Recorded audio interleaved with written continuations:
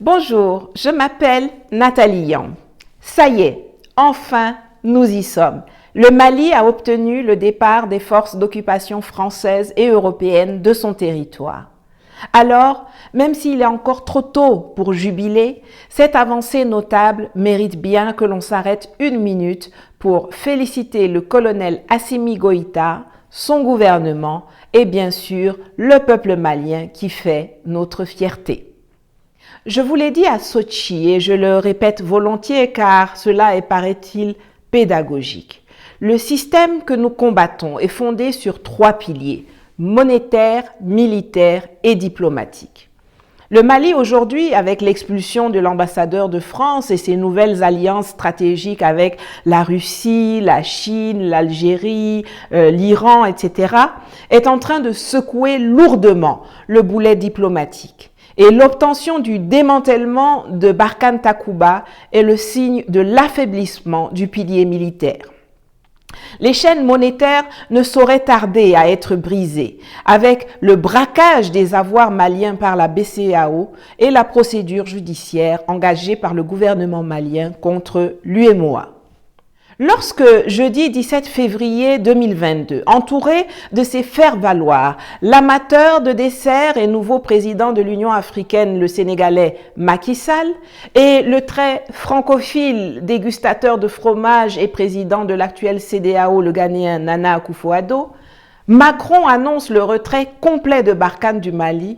Tout est fait pour essayer de masquer ce qui est sans nul doute une des plus grandes déroutes françaises en Afrique après la guerre d'Algérie. Naturellement, cela ne trompe personne, ni en France, ni ailleurs dans le monde.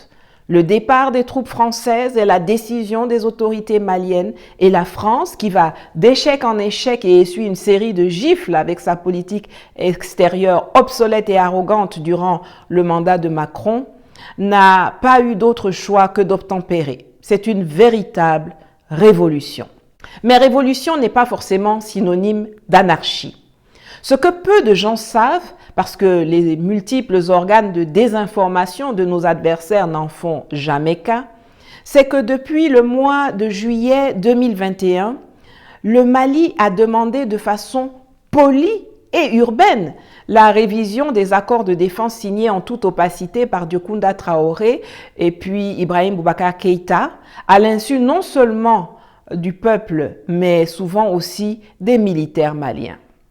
Un délai de 6 mois avait été mentionné pour cela.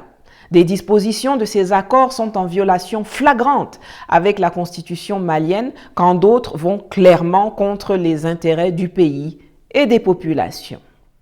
Dans notre univers france-africain aussi sombre que Gotham City dans Batman, l'obscurité est la loi. Les accords signés ne sont quasiment jamais portés à la connaissance des citoyens.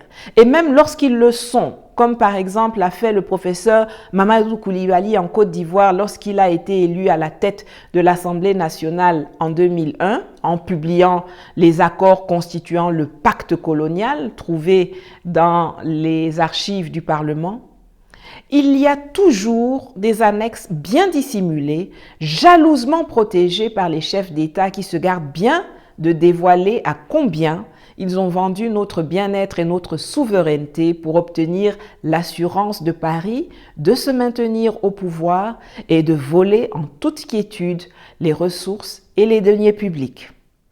Cela ne date pas d'aujourd'hui. Que ce soit ceux signés à Goury en 1887 entre Gallieni et Amadou Tall, ou ceux que les laquais de la CEDEAO et le putschiste tchadien Mahamat Déby sont allés conclure à Paris jeudi dernier, ils ont tous pour objet de préserver la mainmise française sur les richesses africaines. Pour ceux que cela intéresse, je vais mettre dans mon canal Telegram le lien d'un ouvrage à télécharger intitulé « Les traités de protectorat conclus par la France en Afrique de 1870 à 1895 » qui est absolument passionnant et qui vous permettra de constater qu'en 152 ans, quelle que soit la république dans laquelle on se trouve en France, Le sort de l'Afrique, Comores, Madagascar, Gabon-Congo, Dahomey, Guinée française, Fouta-Djallon, Tunisie, Sénégal, Soudan français, Côte d'Ivoire, Djibouti. Le sort de l'Afrique est scellé depuis Gallieni et l'Empire ne veut pas mourir. Qu'avons-nous donc entendu lors de cette conférence de presse?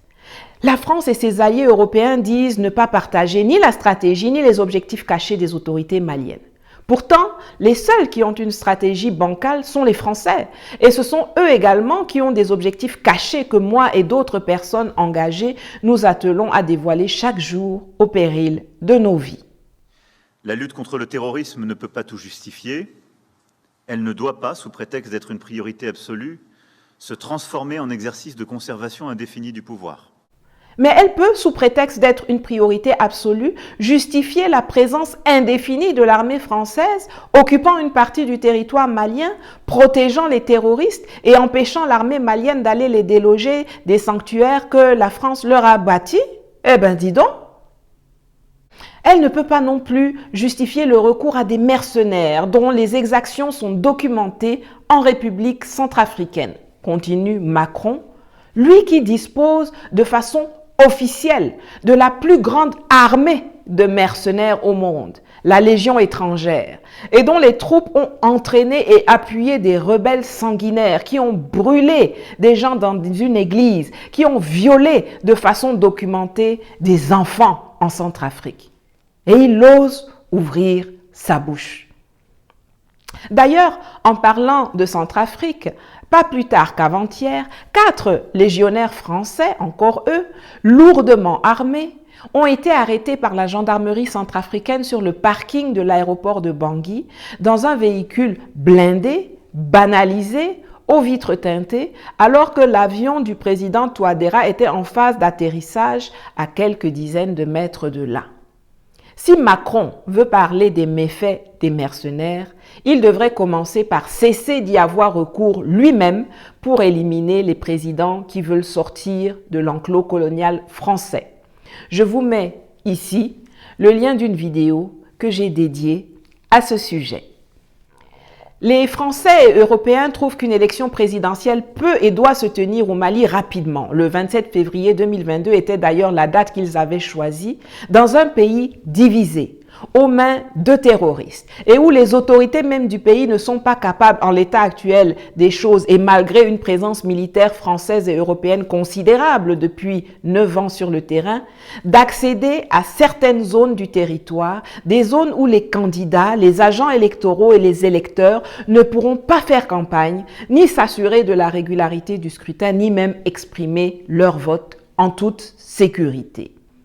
La priorité du gouvernement et du peuple malien dans ces conditions, et c'est bien compréhensible, ce n'est pas les élections.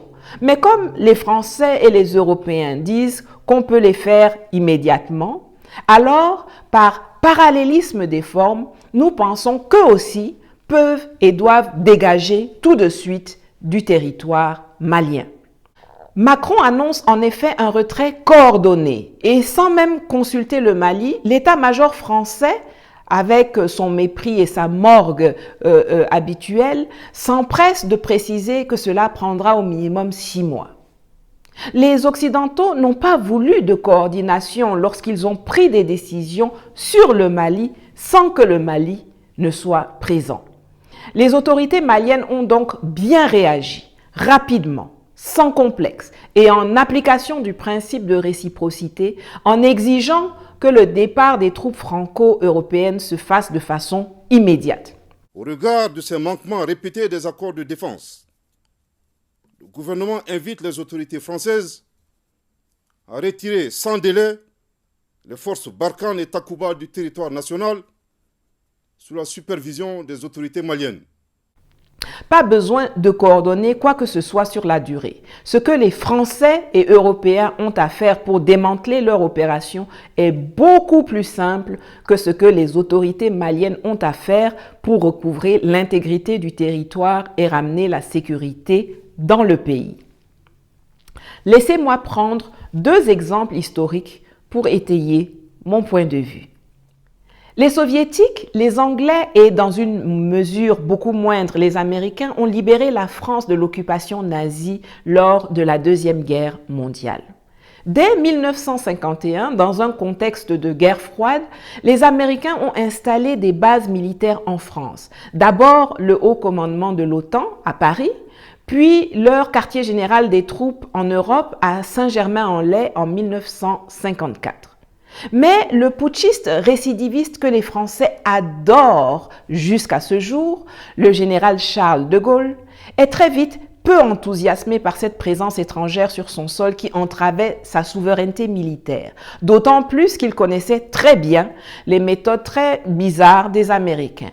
Et il annonce donc la sortie de la France du commandement militaire intégré de l'OTAN et exige le démantèlement des bases américaines en France le 10 mars 1966. Pour avoir fait cela, il fut célébré et continue d'ailleurs de l'être comme un immense patriote par le peuple de France. Pour la petite histoire, quand les Américains ont présenté un chronogramme de retrait qui s'étalait sur 2 ans, De Gaulle l'a rejeté et le 14 mars 1967, les derniers soldats américains pliaient leur drapeau et allaient s'installer en Belgique, devenue la base de l'OTAN. Durant tout ce processus, on n'a pas vu les Américains insulter De Gaulle et son gouvernement. On ne les a pas vus adopter une attitude belliqueuse envers les Français. American military personnel and installations in France may only be a memory if General de Gaulle's April 1st, 1966... Un débat partage alors la Maison-Blanche. Réagir ou laisser faire. Johnson tranche. Lyndon Johnson a réagi en disant « Si quelqu'un vous demande de quitter sa maison, vous prenez votre chapeau et votre manteau, vous dites au revoir et vous partez sans faire de vagues. » Pour lui, ce n'était pas qu'un proverbe texan. Alors pourquoi quand notre De Gaulle à nous, Assimi Goïta, demande la même chose que leurs putschistes récidivistes préférés à eux là-bas, ils se comportent comme s'ils avaient été piqués par une armée de tarentules et de scorpions? Et si les États-Unis ont pu alors évacuer 27 000 soldats, 37 000 employés et 30 bases aériennes, terrestres et navales en un an, ce n'est pas pour les 2500 ploucs de Barkhane et Takuba qui sont au Mali avec des équipements plus modernes et plus rapides que les Français vont réclamer des années ou même 6 mois pour partir. En 2 semaines, maximum 4, ils peuvent et doivent dégager. Ils l'ont d'ailleurs bien prouvé quand ils ont plié bagages de Centrafrique en démantelant à vitesse grand V l'opération Sangaris et en laissant le gouvernement Touadéra en plan face à des rebelles que la France continuait de soutenir, coacher et financer, un état de fait qui perdure d'ailleurs jusqu'à aujourd'hui. Qu'ils partent vite. Oust! Mais ce n'est pas parce qu'on veut vite mettre fin à ce cauchemar français qu'on doit les laisser faire n'importe quoi. Les Camerounais d'un certain âge connaissent peut-être cet épisode abondamment relayé dans la presse il y a une dizaine d'années. Des troupes françaises débarquent avec du matériel destiné au Centrafrique au port de Douala. Mais ne voilà-t-il pas qu'arrivés dans la province de l'Est au Cameroun, ils arrêtent leur convoi et plantent même un drapeau. Les populations, scandalisées, alertent les autorités. Des militaires camerounais arrivent sur les lieux et, après avoir enlevé eux-mêmes le drapeau français, enjoignent à la soldatesque tricolore de reprendre la route en prenant soin d'encadrer le convoi jusqu'à ce qu'il ait traversé la frontière centrafricaine. Colonel Goïta, Monsieur le Président, vous en savez beaucoup plus que moi sur les stratégies militaires. Je vous prie néanmoins d'encadrer strictement le départ de Barkhane. Et si les FAMA sont en grande partie à l'œuvre au front, et nous les félicitons et les remercions pour le bon boulot qu'elles font sur le terrain avec leurs nouveaux alliés, s'il vous plaît, appelez et encouragez la population à surveiller et à escorter les convois Barkhane et Takuba jusqu'à ce qu'ils aient passé la frontière. Aucun militaire français et européen ne doit pouvoir circuler sans surveillance ni autorisation sur le territoire malien à compter de ce jour. Ils sont quelques milliers Il y a des millions de Maliens et d'Africains qui peuvent les surveiller. Notre nombre est notre force.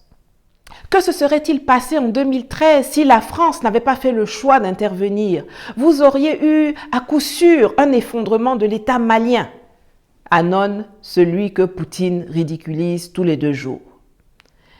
Il est aujourd'hui de notoriété publique que les autorités maliennes n'avaient demandé que l'appui aérien et en renseignement de la France en 2013, mais que ce sont les Français qui ont décidé de faire intervenir leurs troupes au sol. J'en profite d'ailleurs pour revenir sur une information qui échappe à beaucoup. Même le renseignement que Traoré cherchait chez les Français eux-mêmes n'ont pas ça. Ils ont la plupart du temps recours aux services américains pour cela. Mais pour le Mali, les Américains n'étaient pas chauds et faisaient du dilatoire. Alors, c'est le Nigeria qui a gracieusement fourni les données satellitaires utilisées par l'armée française. Ce sont les staffs et les satellites nigérians du National Space Research and Development Agency qui ont produit et interprété des milliers d'images permettant de déterminer les caractéristiques du terrain et donc le matériel à mobiliser, ainsi que de localiser les déplacements dans la zone immense du Nord Mali et de la frontière du Niger voisin. La contribution du Nigeria a été très significative, mais ce sont les drapeaux français que les Maliens se plaisaient à agiter à Bamako quand ils n'avaient pas encore bien compris qu'ils venaient de laisser entrer le loup dans la bergerie. Je ne le répéterai jamais assez. On peut conclure des alliances temporaires avec d'autres États pour se débarrasser de la plaie française qui nous tient à la gorge depuis trop longtemps. Mais le vrai sens de notre combat est de pouvoir nous unir entre nous, Africains, et d'être capables de nous défendre nous-mêmes. La solution au problème de l'Afrique est endogène. C'est nous, Africains, qui l'avons. Mais revenons à nos moutons. La France a donc choisi d'intervenir avec des moyens gigantesques quand le problème était à ce niveau. Et 9 ans plus tard, au lieu que notre phalange soit soignée, la gangrène a plutôt infesté tout notre corps jusqu'aux genoux. Et c'est vous qui voulez qu'on vous dise merci?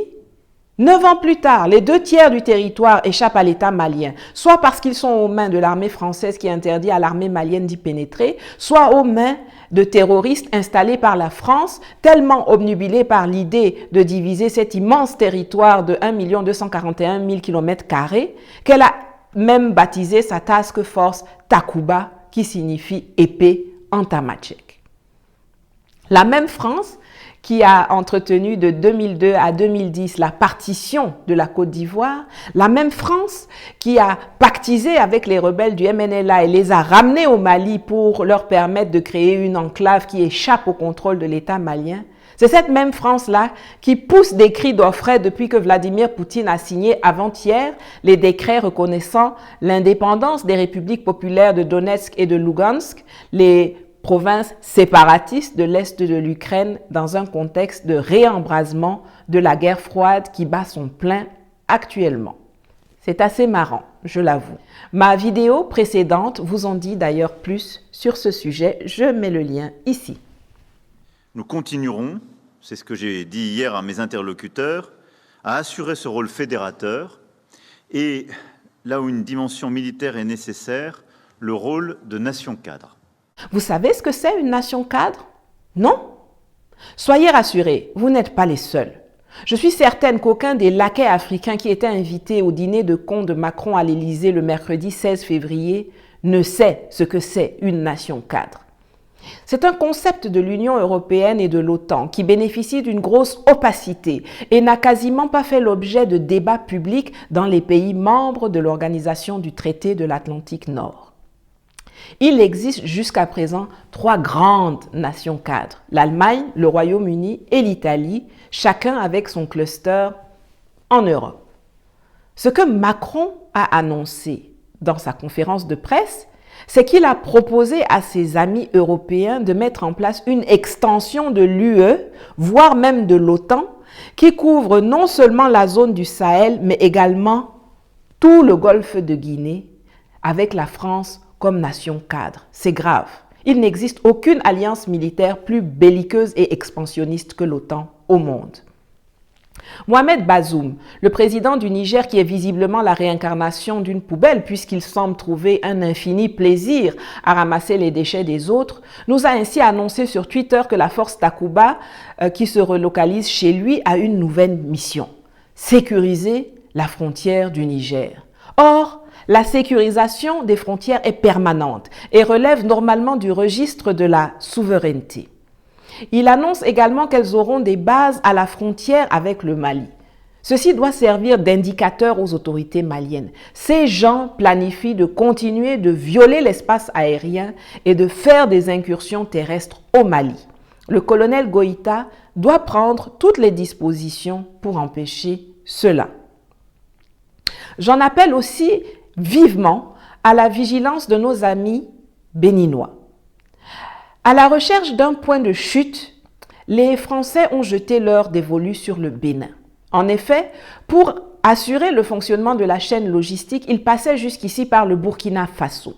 Mais l'épisode du convoi de Barkhane chahuté par les populations récemment et le coup d'État au Faso les mettent dans l'embarras. Ils ne peuvent donc prendre aucune sanction, par ailleurs illégale, de fermeture de frontières de ce pays pour l'instant, et ont déjà identifié le Bénin comme alternative en termes de hub. Et c'est ainsi que, tout à fait par hasard, ou pas, brusquement, on nous parle d'attaques terroristes dans le nord du Bénin. Exactement le type d'incident qui servira de justificatif à Patrice Talon pour faire appel aux troupes françaises et décider de leur installation durable au Bénin. J'invite ardemment les populations béninoises à une extrême vigilance. Regardez bien derrière l'écran de fumée. Ces gens-là sont pires que le cancer, le sida et le palu réunis. Premier Gaou n'est pas Gaou, mais c'est deuxième Gaou qui est Nyata. Je vais d'ailleurs appeler mon jeune frère Kémy Seba qui est sur place pour en discuter avec lui. Aucun de nos chefs d'État n'avait de raison d'aller à Paris rencontrer Macron en aparté. Il y a eu un sommet UE-UA les 17 et 18 février à Bruxelles. Si nous avions des chefs d'État et non des serfs d'État, ils auraient refusé la convocation de Macron et lui auraient suggéré de parler de la situation du Sahel en plénière à Bruxelles, ouvertement avec le reste des pays africains et européens.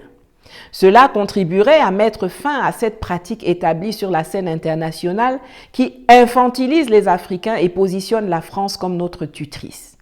Et si les PR africains sont incapables de se comporter dignement et d'être les garants de nos intérêts et de notre souveraineté, alors il faut les éjecter de leur fauteuil par tous les moyens possibles et les remplacer par des Sankara, Goïta, Rawlings, Koulibaly, Sonko, etc. Le temps est venu. Voilà, je remercie toutes celles et tous ceux qui ont déjà contribué à ma cagnotte, ce qui me permet de continuer à vous proposer ce type de contenu éducatif qui non seulement ouvre les yeux de nos frères et sœurs, mais met aussi en transe nos adversaires qui sont extrêmement fébriles en ce moment. J'ai d'ailleurs reçu ces dernières semaines des menaces de mort de la part d'officiels et d'agents, pas si cachés que cela, de la France-Afrique. Menaces que j'ai pris le soin de documenter au cas où ils réussiraient à me faire taire à jamais, ce qui est visiblement un de leurs rêves. Je mets en bas de l'écran et sous la vidéo, en boîte de description ou en commentaire, les liens pour contribuer. Et comme certains d'entre vous me l'ont demandé, je mets également les liens de mes wallets, de mes portefeuilles Bitcoin et USDT si vous voulez participer en crypto. Allez, je vous donne rendez-vous pour la prochaine vidéo pour peut-être enfin analyser la situation au Burkina Faso et déterminer pour qui joue le colonel Damiba, si l'actualité ne s'immisce pas une nouvelle fois dans mon planning. N'oubliez pas de mettre un pouce, de partager cette vidéo, de vous abonner si ce n'est pas déjà fait et d'activer les notifications. Vous avez tous les liens de mes réseaux sociaux en boîte de description. À bientôt. Merci.